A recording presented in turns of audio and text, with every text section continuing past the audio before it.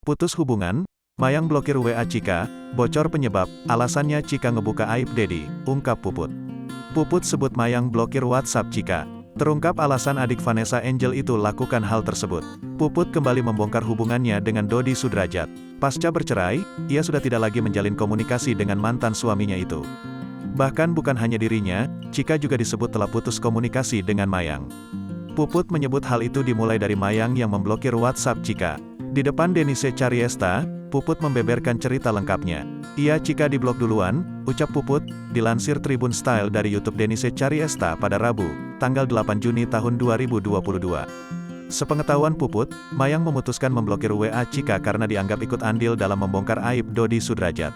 Alasannya terakhir itu Chika ikut ngebuka aib dedinya gitu, tambahnya. Namun sebelum memblokir WA Chika, Mayang diketahui sempat mengirimkan chat yang cukup panjang. Namun dilihat dari susunan kalimat dalam chat tersebut, Puput menduga itu bukanlah tulisan asli Mayang. Tapi dari draftnya panjang kali lebar sebelum ngeblok sih, itu bukan kalimatnya Mayang. Taulah, jelasnya, tak sampai di situ, rupanya WhatsApp Puput juga telah diblokir oleh Mayang. Menariknya, Puput mengatakan bahwa isi chat yang dikirimkan Mayang pada Chika hampir sama dengan yang dikirim padanya. Puput menduga jika pesan tersebut adalah tulisan dari sang mantan suami, Dodi Sudrajat.